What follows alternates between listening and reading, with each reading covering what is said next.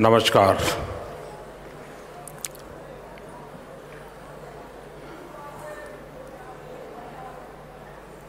एक अद्भुत दृश्य मेरे सामने है।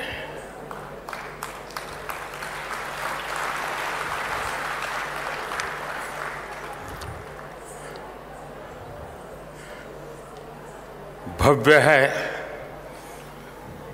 विराट है, विहंगम है और ये आज का ये जो अवसर है, इसके पीछे जो कल्पना है और आज हमारी आंखों के सामने उस सपने को साकार होते हुए देख रहे हैं, तब मुझे एक प्रसिद्ध कविता की पंक्तियां गुनगुनाने का मन करता है। नया प्रात है, नया प्रात है, नई बात है, नई किरण है, ज्योति नई, नई उमंगे, नई तरंगे, नई आस है, सांस नई।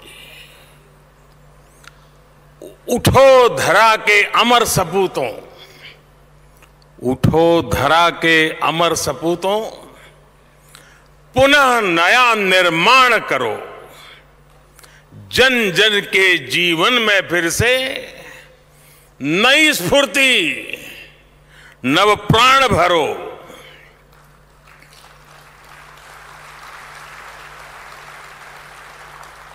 आज के ये दिव्य और भव्य भारत मंडपम, उसे देख करके हर भारतीय खुशी से भर रहा है, आनंदित है और गर्व महसूस कर रहा है। भारत मंडपम आह्वान है भारत के सामर्थ्य का, भारत की नई ऊर्जा का। भारत मंडपम दर्शन है और भारत की भव्यता का और भारत की इच्छा शक्ति का।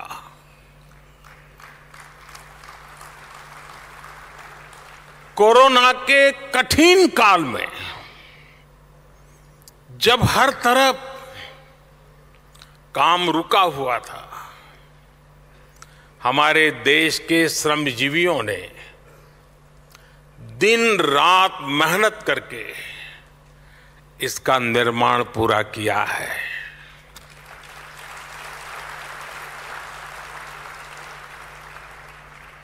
भारत मंडपम के निर्माण से जुड़े हर श्रमिक भाई बहन को, हर कर्मी को आज सच्चे हृदय से मैं अभिनंदन करता हूं, उनका साधुवाद करता हूं। आज सुबह मुझे इन सभी श्रमजीवियों से मिलने का मौका मिला था। हमारे इन श्रमिक साथियों को सम्मानित करने का मुझे सौभाग्य मिला था।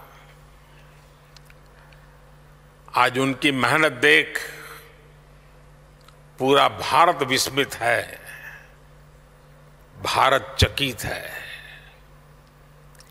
मैं राजधानी दिल्ली के लोगों को, देश के लोगों को इस नए international convention centre Bharat Mandapam की बहुत बहुत बधाई देता हूं। यहां देश के कोने कोने से अतिथि आए हैं। मैं उन सबका हृदय से स्वागत करता हूं। टीवी के माध्यम से, सोशल मीडिया के माध्यम से जो करोड़ों लोग इस वक्त हमारे साथ जुड़े हुए हैं, मैं उनका भी अभिनंदन करता हूं। साथियों, आज का दिन वैसे भी हर देशवासी के लिए बहुत ऐतिहासिक है। आज कारगिल विजय दिवस है।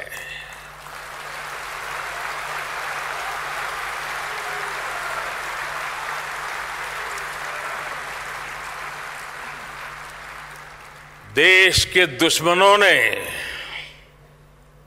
जो दुस्साहस दिखाया था, उसे मां भारती के बेटे बेटियों ने अपने पराक्रम से परास्त कर दिया था। कारगिल युद्ध में अपना बलिदान देने वाले प्रत्येक वीर को मैं कृतज्ञ राष्ट्र की तरफ से श्रद्धांजलि देता हूं। साथियों, भारत मंडपम के इस नाम के पीछे, और जैसा अभी पीयूष जी ने बताया, भगवान बसवेश्वर के अनुभव मंडपम की प्रेरणा है। अनुभव मंडपम यानी वाद और संवाद की लोकतांत्रिक पद्धति। अनुभव मंडपम यानी अभिव्यक्ति, अभिमत। आज दुनिया ये स्वीकार कर रही है कि भारत मदर ऑफ डेमोक्रेसी है।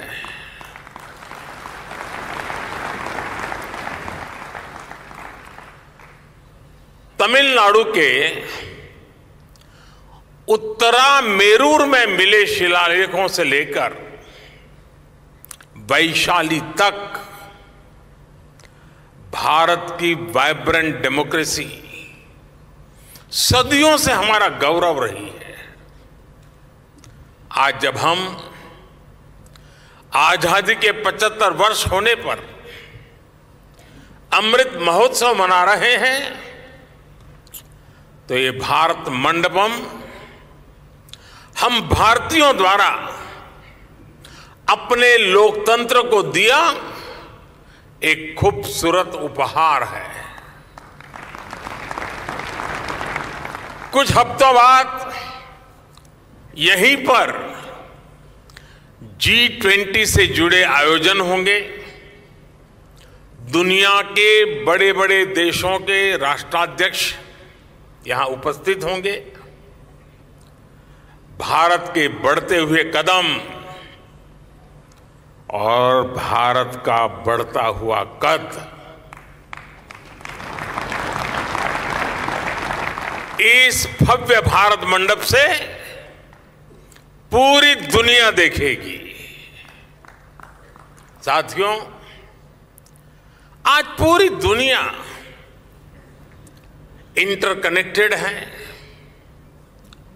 इंटरडिपेंडेंट है और वैश्विक स्तर पर विभिन्न कार्यक्रमों और समिट्स की श्रृंखला लगातार चलती रहती है। ऐसे कार्यक्रम कभी एक देश में तो कभी दूसरे देश में होते हैं। ऐसे में भारत में, देश की राजधानी दिल्ली में अंतर्राष्ट्रीय स्तर का एक कन्वेंशन सेंटर होना बहुत ही जरूरी था। यहां जो व्यवस्था थी, जो हॉल्स थे, वो कई दशक पहले यहां बने थे। पिछली शताब्दी की वो पुरानी व्यवस्था 21वीं सदी के भारत के साथ कदमताल नहीं कर पा रही थी। 21वीं सदी के भारत में हमें 21वीं सदी की आवश्यकताओं को पूरा करने वाला निर्माण करना ही होगा। इसलिए ये भव्य निर्माण, ये भारत मंडपम आज मेरे देशवासियों के सामने है, आपके सामने है।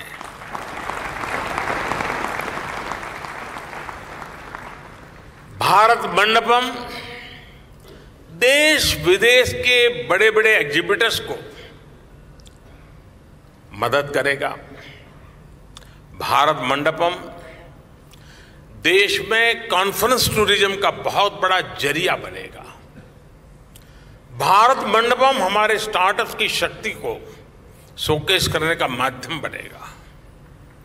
भारत मंडपम हमारे सिनेमा जगत, हमारे आर्टिस्ट के परफॉर्मेंस का साक्षी बनेगा।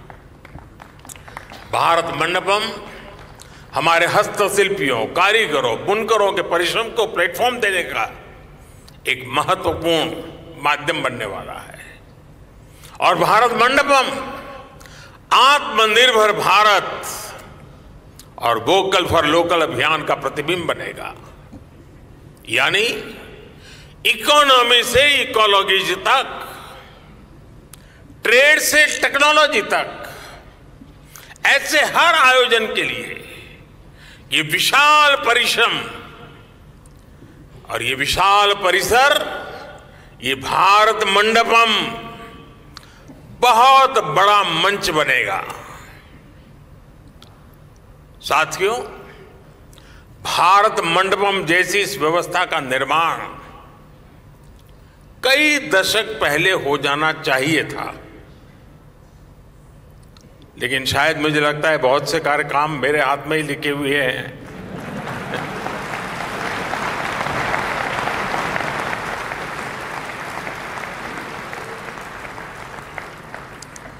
और हम देखें, दुनिया में किसी देश में अगर एक ओलंपिक समिट होता है, पूरी दुनिया में उस देश का प्रोफाइल एकदम से बदल जाता है। आज के विश्व में इन चीजों का महात्म्य बहुत बड़ा हो गया है और देश का प्रोफाइल भी बहुत मायने रखता है। और ऐसी ही व्यवस्थाएं हैं जो कुछ न कुछ उसमें वैल्यू एडिशन करती है। लेकिन हमारे देश में कुछ अलग सोच के लोग भी हैं। नकारात्मक सोच वालों की कोई कमी तो है नहीं हमारे यहां। इस निर्माण को रोकने के लिए भी नकारात्मक सोच वालों ने क्या क्या कोशिशें नहीं की। खूब तूफान मचाया गया, अदालतों के चक्कर काटे गए। लेकिन जहां सत्य होता है वहां ईश्वर भी होता है।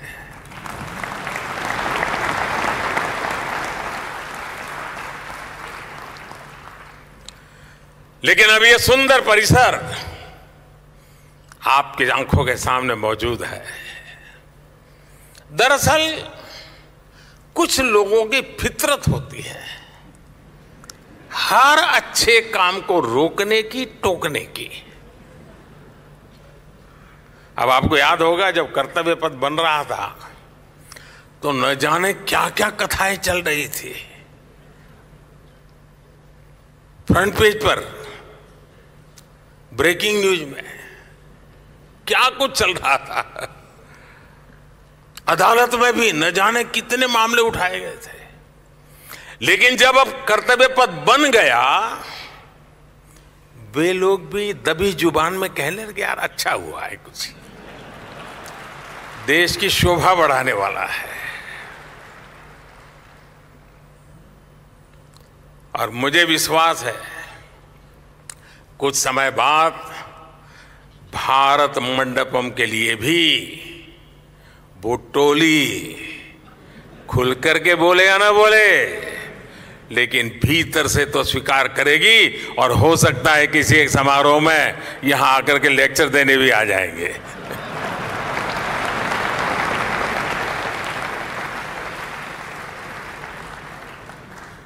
फ्रेंड्स, कोई भी देश हो, कोई भी समाज हो, वह टुकड़ों में सोचकर, टुकड़ों में काम करके आगे नहीं बढ़ सकता। आज ये कन्वेंशन सेंटर, ये भारत मंडपम इस बात का भी गवाह है कि हमारी सरकार कैसे होलिस्टिक तरीके से बहुत दूर की सोचकर काम कर रही है। इस जैसे सेंटर्स में आना आसान हो, देश विदेश की बड़ी बड़ी कंपनियां यहां आ सके, इसलिए आज भारत 160 से ज्यादा देशों को ई कॉन्फ्रेंस वीजा भी की सुविधा दे रहा है। यानी सिर्फ ये बनाया ऐसा नहीं है, पूरी सप्लाई चेन, सिस्टम चेन, उसकी व्यवस्था की है। 2014 में दिल्ली एयरपोर्ट की कैपेसिटी भी सालाना करीब 5 करोड़ यात्रियों को हैंडल करने की थी। आज ये भी बढ़कर सालाना 7.5 करोड़ पैसेंजर हो चुकी है। टर्मिनल 2 और चौथा रनवे भी शुरू हो चुका है। ग्रेटर नोएडा के जेवर में इंटरनेशनल एयरपोर्ट शुरू होने के बाद इसे और शक्ति मिलेगी। बीते वर्षों में दिल्ली एनसीआर में हॉस्पिटैलिटी इंडस्ट्री, होटल इंडस्ट्री का भी काफी विस्तार हुआ है। यानी कॉन्फ्रेंस टूरिज्म के लिए एक पूरा इकोसिस्टम बनाने का हमने बिल्कुल प्लान वे में प्रयास किया है। साथियों, इसके अलावा भी यहां राजधानी दिल्ली में भी बीते वर्षों में जो निर्माण हुए हैं वो देश का गौरव बढ़ा रहे हैं। कौन भारतीय होगा जिसका सर देश की नई संसद देख करके ऊंचा नहीं होगा।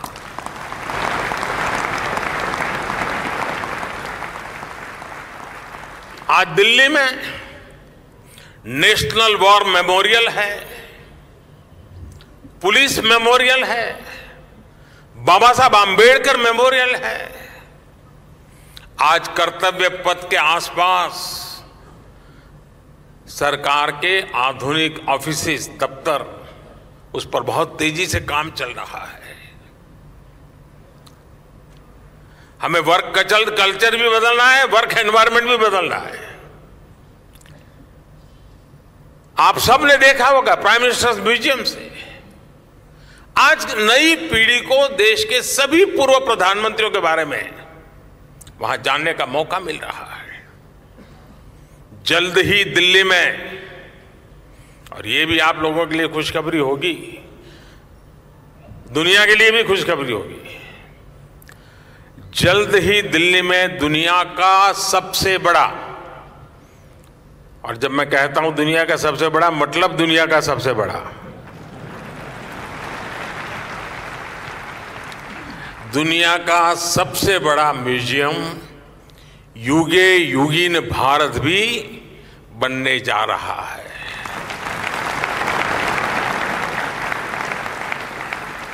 साथियों, आज पूरी दुनिया भारत की ओर देख रही है। भारत आज वो हासिल कर रहा है जो पहले अकल्पनीय था, कोई सोच भी नहीं सकता था। विकसित होने के लिए हमें बड़ा सोचना ही होगा, बड़े लक्ष्य हासिल करने ही होंगे। इसलिए think big, dream big, act big, इस सिद्धांत को अपनाते हुए भारत आज तेजी से आगे बढ़ रहा है। और कहा भी गया है, इतने ऊंचे उठो कि इतने ऊंचे उठो कि जितना उठा गगन है। हम पहले से बड़ा निर्माण कर रहे हैं, हम पहले से बेहतर निर्माण कर रहे हैं, हम पहले से तेज गति से निर्माण कर रहे हैं। पूर्व से लेकर पश्चिम तक, उत्तर से लेकर दक्षिण तक भारत का इंफ्रास्ट्रक्चर बदल रहा है। दुनिया का सबसे बड़ा सोलर विंड पार्क आज भारत में बन रहा है। दुनिया का सबसे ऊंचा रेल ब्रिज आज भारत में है। 10,000 फीट से अधिक की ऊंचाई पर दुनिया की सबसे लंबी टनल आज भारत में है।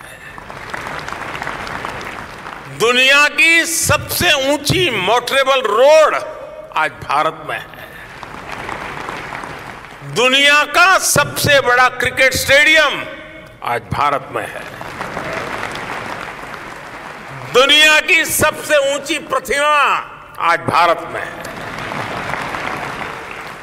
एशिया का दूसरा सबसे बड़ा रेल रोड ब्रिज भी भारत में है। आज भारत दुनिया के उन देशों में है जहां ग्रीन हाइड्रोजन पर इतना बड़ा काम हो रहा है। साथियों, आज हमारी सरकार के स्तंभ और पिछले टर्म के कार्यों का परिणाम पूरा देश देख रहा है। आज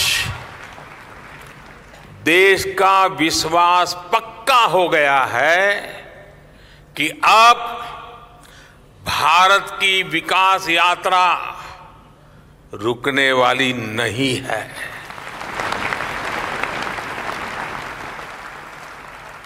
आप जानते हैं कि हमारे पहले टर्म की शुरुआत में भारत वर्ल्ड इकोनॉमी में 10वें नंबर पे था। जब मुझे आप लोगों ने काम दिया तब हम अब 10 नंबर ही थे।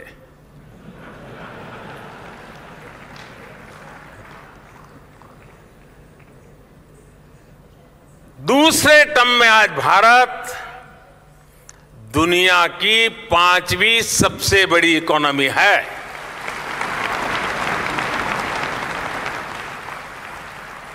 और ये ट्रैक रिकॉर्ड के आधार पर, बातों बातों में नहीं, ट्रैक रिकॉर्ड के आधार पर मैं कह रहा हूं, मैं देश को ये भी विश्वास दिलाऊंगा कि तीसरे टर्म में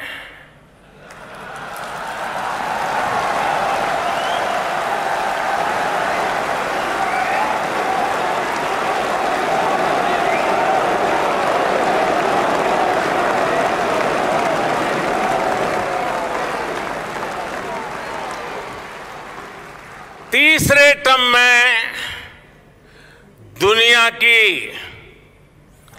पहली 3 इकोनॉमीज में एक नाम भारत का होगा।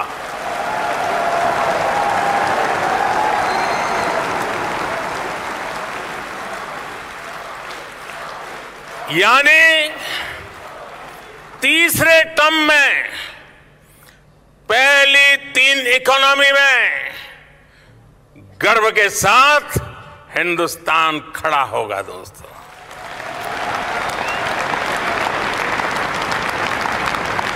थर्ड टर्म टॉप 3 इकोनॉमी पे पहुंच के रहेगा भारत, और ये मोदी की गारंटी है।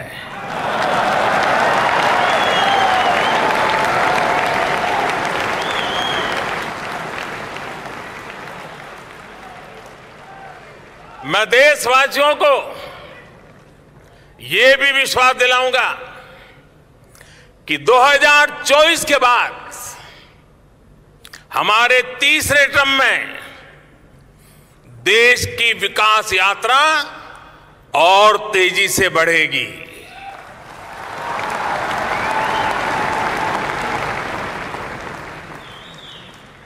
और मेरे तीसरे कार्यकाल में आप अपने सपने अपनी आंखों के सामने पूरे होते देखेंगे।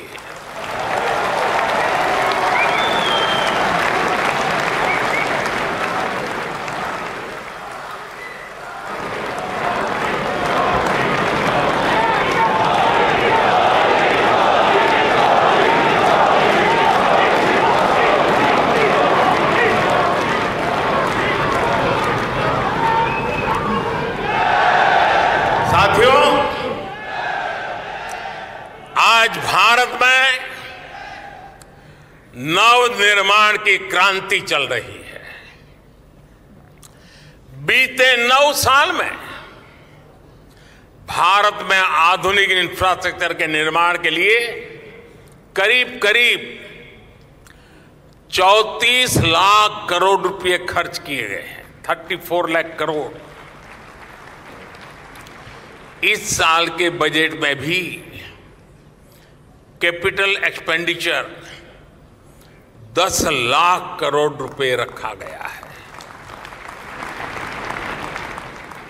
नए एयरपोर्ट, नए एक्सप्रेसवे, नए रेल रूट, नए ब्रिज, नए अस्पताल। आज भारत जिस स्पीड और स्केल पर काम कर रहा है, यह वाकई अभूतपूर्व है। 70 साल में, ये और मैं किसी की आलोचना करने के लिए नहीं कह रहा हूं, लेकिन हिसाब किताब के लिए कुछ रेफरेंस जरूरी होता है। और इसलिए मैं उस रेफरेंस के आधार पर बात कर रहा हूं। 70 साल में भारत में सिर्फ 20,000 किलोमीटर के आसपास रेल लाइनों का इलेक्ट्रिफिकेशन हुआ था। 20,000 किलोमीटर। जबकि पिछले 9 साल में भारत में करीब करीब 40,000 किलोमीटर रेल लाइनों का इलेक्ट्रिफिकेशन हुआ है।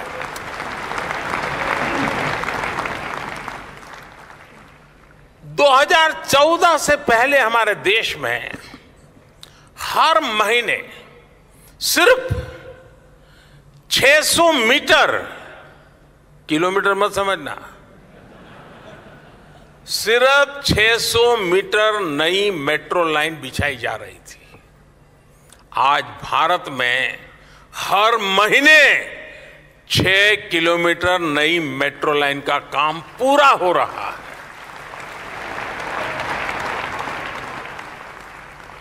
दो 2014 से पहले देश में 4 लाख किलोमीटर से भी कम ग्रामीण सड़कें थी।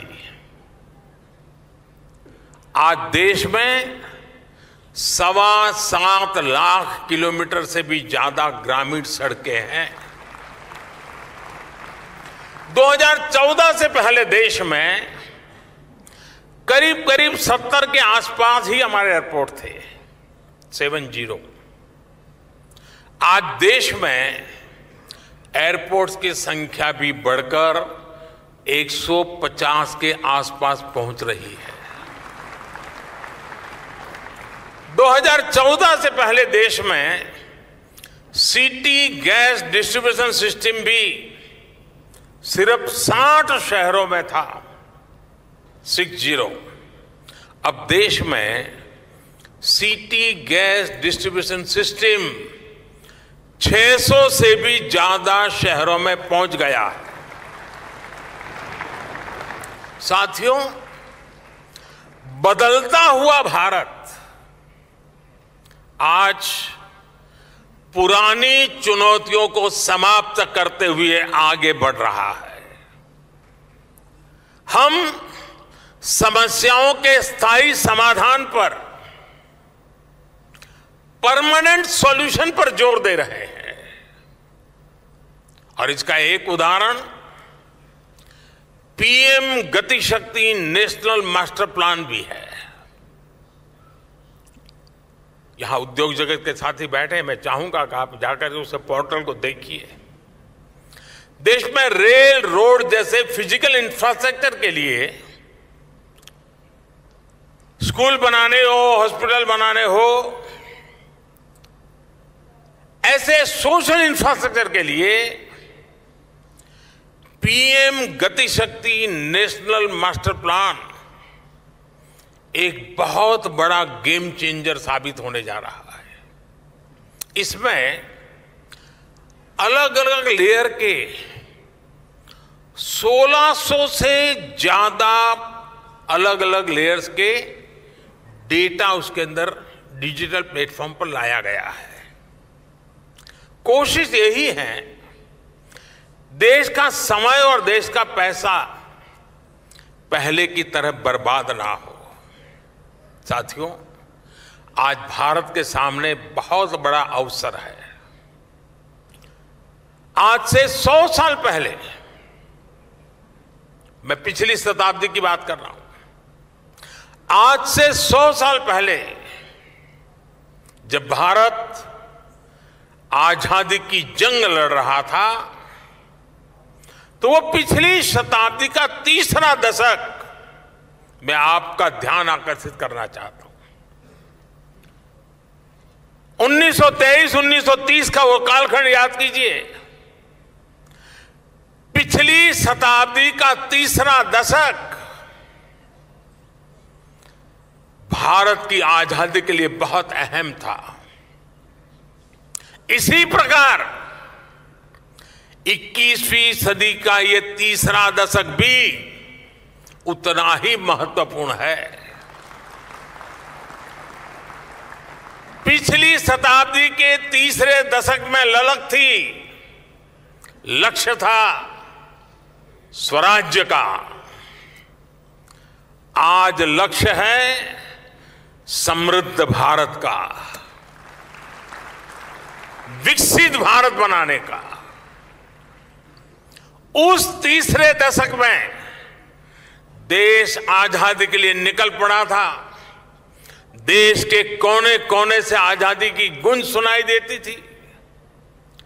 स्वराज आंदोलन की सभी धाराएं, सभी विचार, चाहे वो क्रांति का मार्ग हो या असहयोग का मार्ग हो, सारे मार्ग पूर्ण रूप से जागरूक थे, ऊर्जा से भरे हुए थे।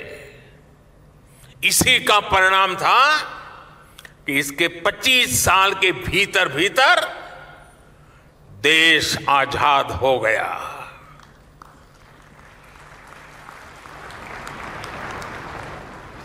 आजादी का हमारा सपना साकार हुआ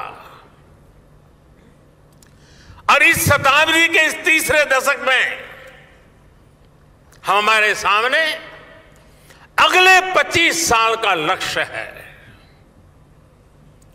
हम समर्थ भारत का सपना लेकर, विकसित भारत का सपना लेकर निकल पड़े हैं। हमें भारत को वो ऊंचाई देनी है, उस सफलता पर पहुंचाना है जिसका सपना हर स्वतंत्रता सेनानी ने देखा था। हमें इस संकल्प की सिद्धि के लिए सभी देशवासियों ने, 140 करोड़ हिंदुस्तानियों ने दिन रात एक कर देना है। और साथियों, मैं अनुभव से कहता हूं, मैंने एक के बाद एक सफलताओं को अपनी आंखों के सामने देखा है।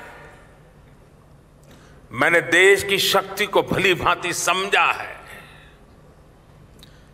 देश के सामर्थ्य को जाना है, और उसके आधार पर मैं कहता हूं, बड़े विश्वास से कहता हूं, भारत मंडपम में खड़े होकर के ये सुज्ञ जनों के सामने कहता हूं, भारत विकसित हो सकता है, अवश्य हो सकता है। भारत गरीबी दूर कर सकता है, जरूर कर सकता है। और मेरे इस विश्वास के पीछे जो आधार है वो भी मैं आज आपको बताना चाहता हूं। नीति आयोग की रिपोर्ट पे सामने आया है कि भारत में सिर्फ 5 साल में 13.5 करोड़ लोग गरीबी से बाहर निकले हैं। 5 साल में। और भी अंतर्राष्ट्रीय एजेंसियां भी ये कह रही हैं कि भारत में अति गरीबी जो है, एक्सट्रीम पॉवर्टी, वो खत्म होने के कगार पर हो रहे हैं। यानी बीते 9 वर्षों में देश ने जो नीतियां बनाई है, जो निर्णय लिए हैं, वो देश को सही दिशा में ले जा रहे हैं। साथियों, देश का विकास तभी हो सकता है जब नीयत साफ हो, नीति सही हो, देश में सार्थक परिवर्तन लाने के लिए उपयुक्त नीति हो। भारत की प्रेसिडेंसी के दौरान पूरे देश में हो रहे G20 के आयोजन भी इसका एक प्रेरक उदाहरण है। हमने G20 को सिर्फ एक शहर, एक स्थान तक सीमित नहीं रखा। हम G20 की बैठकों को देश के 50 से ज्यादा शहरों में ले गए। हमने इसके माध्यम से भारत की विविधता को शोकेस किया है। हमने दुनिया को दिखाया कि भारत की सांस्कृतिक शक्ति क्या है, भारत की विरासत क्या है, विविधताओं के बीच भी भारत किस प्रकार से प्रगति कर रहा है, भारत किस प्रकार से विविधता को सेलिब्रेट करता है। आज दुनिया भर से लोग इन आयोजनों में हिस्सा लेने के लिए भारत आ रहे हैं। G20 की बैठकों के लिए अनेक शहरों में नई सुविधाओं का निर्माण हुआ, पुरानी सुविधाओं का आधुनिकीकरण हुआ। इससे देश का फायदा हुआ, देश के लोगों का फायदा हुआ। और यही तो सुशासन है, यही तो गुड गवर्नेंस है। नेशन फर्स्ट, सिटीजन फर्स्ट की भावना पर चलते हुए ही हम भारत को विकसित भारत बनाने वाले हैं। साथियों, इस महत्वपूर्ण अवसर पर आप सबका यहां आना ये अपने आप में आपके दिल के कोने में भी भारत के ये जो सपने पड़े हैं ना, उन सपनों को खाद पानी देने का ये अवसर है जी। एक बार फिर भारत मंडपम जैसी शानदार सुविधा के लिए दिल्ली के लोगों को, देश के लोगों को मैं बहुत बहुत बधाई देता हूं। और इतनी बड़ी तादाद में आप आए, मैं आपका फिर से एक बार स्वागत और अभिनंदन करता हूं। धन्यवाद।